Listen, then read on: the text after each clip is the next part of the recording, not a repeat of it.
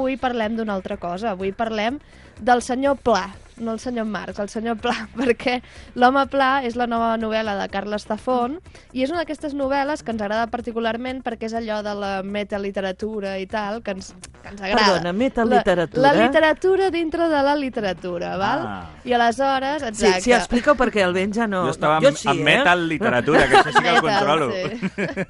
Doncs tracta de el Marcel·lí Moll, és un personatge d'una novel·la, la novel·la El gran amor del senyor Moll, que tot d'una un dia salta de les novel·la i es planta a casa d'un lector. I a partir d'aquí doncs, comença una conversa entre el lector i el personatge, després aniran a buscar a l'escriptor d'aquesta novel·la, per tant al final hi ha una conversa o un diàleg entre personatge, lector, escriptor, i vaja, la veritat és que té moments molt bons i avui n'escoltarem algun fragment. Molt bé, doncs L'home Pla d'en Carles Tafón. Sí, anem a la novel·la, doncs.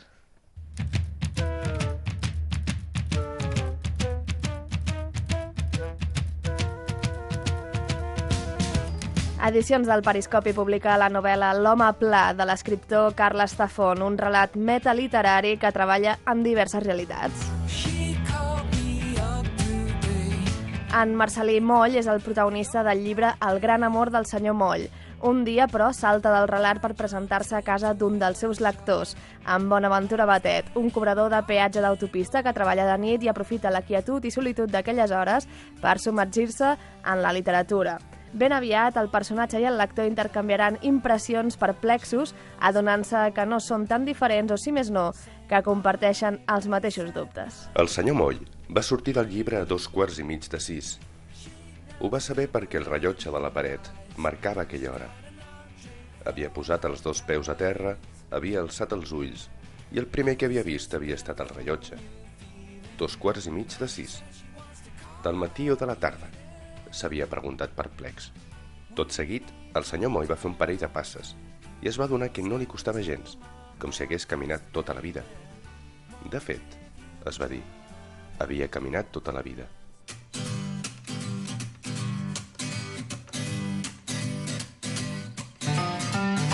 La literatura dins la literatura, amb Marcel·lí Moll, és llegit per en Bonaventura Batet i va ser escrit per Ferran Armengol.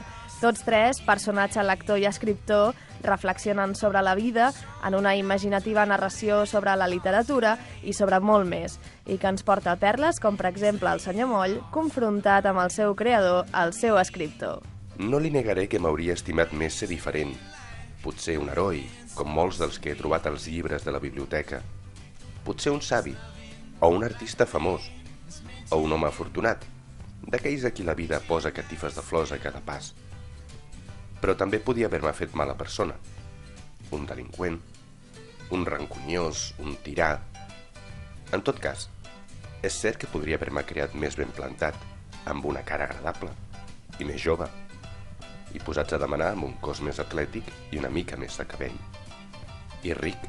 En canvi, sóc un vell vidu que ha tingut una vida mediocre. De ben segur que la millor aventura de la meva vida deu haver estat fer llargues sumes com a comptable d'una fàbrica de botons, i el viatge més apassionant, un recorregut turístic pels castells centreeuropeus. L'única persona que em necessita és el meu net, per dur-lo a l'escola cada matí, i l'única que em pensava que m'estimava era una dona que em volia perquè matés el seu marit. I el més segur és que em podreixi a la presó. Però vostè m'ha creat, tal com sóc, vell, vidu, talós i avorrit, i li dec l'existència per això. Sense la seva ploma no hauria nascut i no hauria conegut la meva dona, i no hauria comptat botons, i no hauria gaudit d'una nit de sexe salvatge amb l'Alícia. És que potser vosaltres, els humans, escolliu la mena de persona en què us convertiu. Llavors, quin dret tinc jo de queixar-me'n?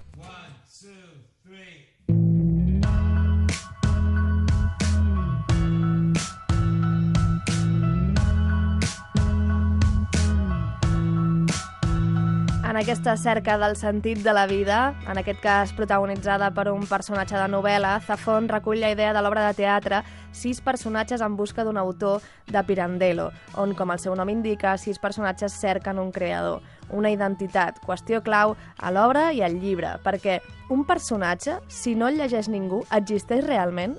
I a nosaltres, si no ens veu ningú, existim?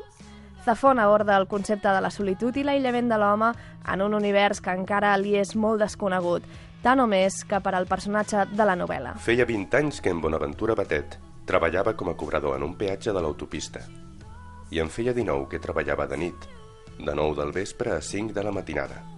Dormia de dia, quan la gent havia de representar el paper dels convencionalismes. La màscara de les relacions personals sempre l'havia ofegat. Suava quan agafava el transport públic. Se li disparava el cor quan coincidia amb algun veí a l'ascensor. El simple fet de caminar pel carrer envoltat de congèneres el posava malalt. No tolerava haver d'anar amb el cap ben alt i un somriure hipòcrita permanent. Haver de mantenir una conversa era pitjor que la tortura més dolorosa de la Inquisició. Així que dormir de dia li permetia deixar la màscara al damunt de la tauleta de nit. L'efecte era com respirar sense necessitat de dur una bombona d'oxigen a l'esquena. I sortia del cau a la nit, quan podia estar segur que no es trobaria cap veí a l'ascensor. Pujava al cotxe i recorria 60 quilòmetres. Arribava al punt de peatge, al mig del no-res, en un lloc sense història, escollit per uns enginyers per raons desconegudes, potser perquè el terreny era propici o perquè hi havia 30 quilòmetres des del punt de peatge anterior. Allí passava la nit, dins d'una cabina diminuta on havia d'estar sol per força. Era el seu espai, una bombolla particular que l'aïllava de la resta de la creació. De nit no hi havia gaire trànsit. De tant en tant passava un cotxe. El conductor abaixava la finestreta i li allargava un bitllet o una targeta de crèdit. Ell cobrava i el cotxe desapareixia. No calia dir res més que bona nit i bon viatge. Una conversa tolerable. I la resta era temps per a ell. Molt de temps per llegir. We made a mountain out of a minute. Then we let it stand in our way. En Carles Zafón és escriptor i metge, a més de publicacions científiques ha firmat diverses novel·les. A l'Home Pla, Zafón opera amb diverses realitats en una proposta metaliterària que no deixa de reflexionar sobre grans qüestions de la vida, com ara qui és l'autor de la nostra pròpia història, què és real, o com el mateix Carles Zafón afirma citant a Orhan Pamuk, escric perquè només puc participar de la vida real modificant-la. En definitiva, el relat surt del primer pla per versar sobre filosofia.